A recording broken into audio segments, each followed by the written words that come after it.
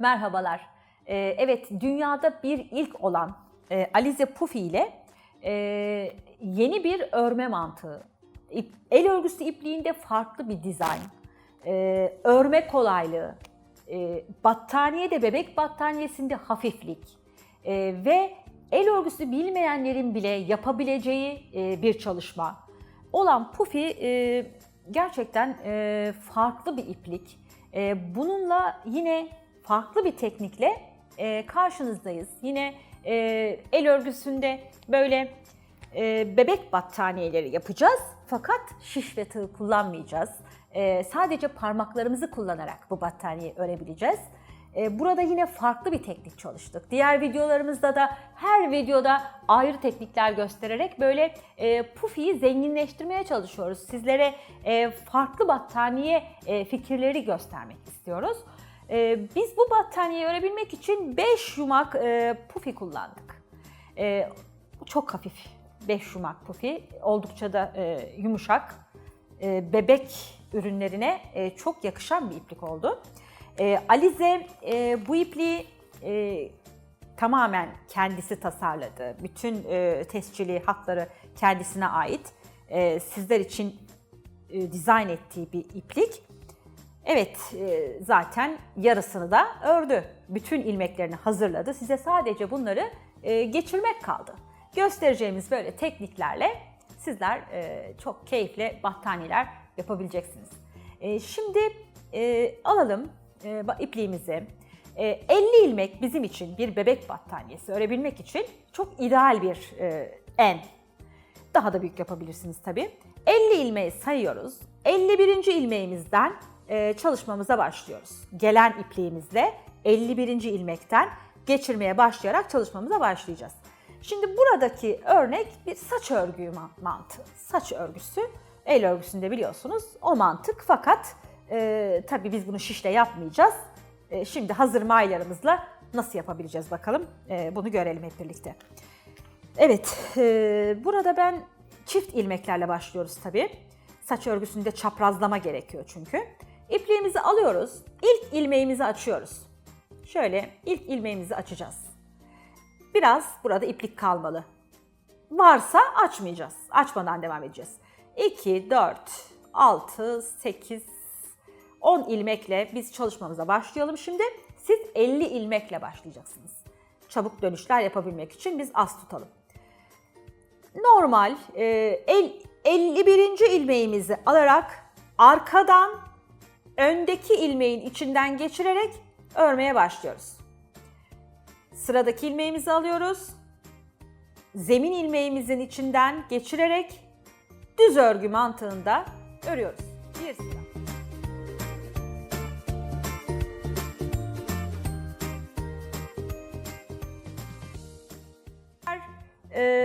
Bu ilmekler aşağıya kayar mı diye düşünmeyin. İpliğimizin yapısı itibariyle böyle bir şey söz konusu değil. Bunlar hiç kaymayacak. Böyle bütün battaniye boyunca geçirip kalacak. Sizi hiç zorlamayacak. Kolaylıkla battaniyenizi örebileceksiniz. Şimdi ilk sıramızı tamamladık. İlmeklerimizi geçirdik. Düz örgü mantığında. Evet, saç örgüsünde ne vardır? Çaprazlama vardır. İlmekler çaprazlanır. Biz burada iki ilmeği birbiriyle çaprazlıyoruz. Sağ elimdeki ilmeği sol elimdeki ilmeğin üzerine çaprazlıyorum ve örmeye devam ediyoruz. Fakat el örgüsündeki gibi elimdeki örgüyü döndürmüyorum. Soldan sağa, sağdan sola bir örme yapacağız. Bu şekilde çaprazladık ve devam ettik. Alıyoruz. Yine aynı yöne. Çaprazlıyorum sağ tarafa, alttakini sol tarafa. Sıradaki ilmeğimizi çaprazladığımız ilmeğin içinden geçirerek ilerliyoruz.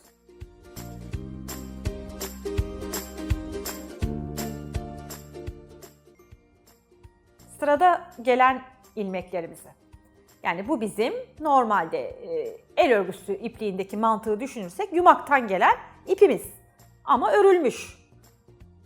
Çaprazlıyoruz. Arkadan öne geçiriyoruz, yukarı çekiyoruz. Çaprazlıyoruz, arkadan öne geçirip yukarı çekiyoruz. Bu şekilde çaprazlıyoruz. Hep aynı yöne çaprazlıyoruz. sol tarafa, arkadakini sağ tarafa çaprazladık. Bir sıra çapraz yaptık. Bir sıra düz örgü ördük, bir sıra çaprazladık. Şimdi yine düz örgü örüyoruz. Yine düz örgü örüyoruz.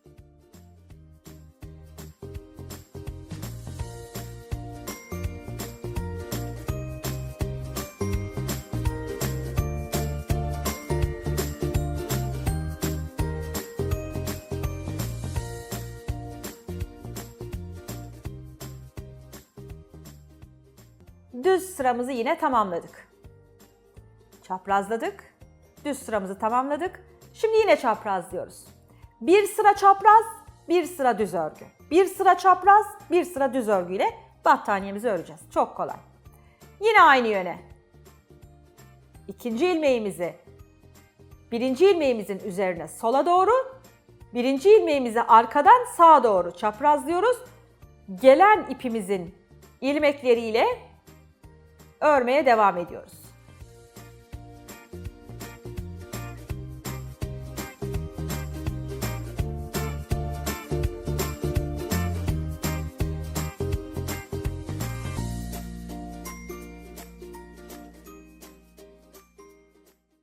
Evet. Son 2 ilmek. Yine çaprazlıyoruz. Arkadakini sağa çekiyoruz. Öndekini sola veriyoruz. Gelen ilmeklerimizi de içinden geçirerek örmemizi tamamlıyoruz. Şimdi ne yapacağız? Yine düz örgü öreceğiz. Düz örgü ördük bir sıra, çaprazladık. Düz örgü ördük bir sıra, çaprazladık. Şimdi yine sıradaki ilmeklerle düz örgüye geçiyoruz. Bu teknik saç örgüsü tekniği. Pufi ile yapabileceğimiz saç örgüsü tekniği çalışması. Böyle ilerleyeceğiz. Şimdi battaniyemizi bitirdik diyelim. Nasıl kapatacağız? Battaniyemizi şöyle kapatacağız. Normal örme mantığı ile ikinci ilmekten birinci ilmeği üstüne geçirerek yukarı çekiyoruz.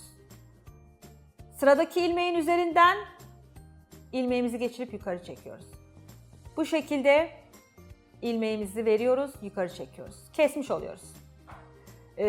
Daha önce yaptığımız battaniye çalışmalarında kenar dönmeyi de gösterdik. Kenarlarda aynı bu şekli kenarlara da gittik ama bu teknikte gerek yok buna. Çok düzgün kenarlar oldu. Bunu da yapmıyoruz. Buna gerek yok. Sadece 5 yumağı bitene kadar örüyoruz ve kapatıyoruz. Böyle kapatıyoruz. Evet. Battaniyemiz bu şekilde bitecek. Hafif yumuşacık bir battaniye olacak.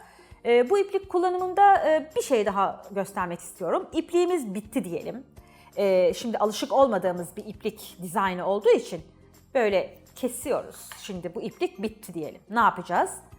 Son ilmeği açacağız. Gelen ilmeğimizi yine bakıyoruz. Onu da açıyoruz. İki ipi birbirine aynı bildiğimiz düğüm şekliyle bağlıyoruz. Burada tek önemli olan şey ilmekleri birbirine çok yaklaştırıyoruz. Aynı bu ilmeklerin aralığı kadar yaklaştırarak düğümü atıyoruz. Düğümümüzü atıyoruz. Sonra yine örmeye devam ediyoruz. Burada aralık olmamalı, düğüm aralığı. O zaman ipliğimizin dizaynı bozulur. Belli bir dizayn aralığı var çünkü ilmeklerimizin.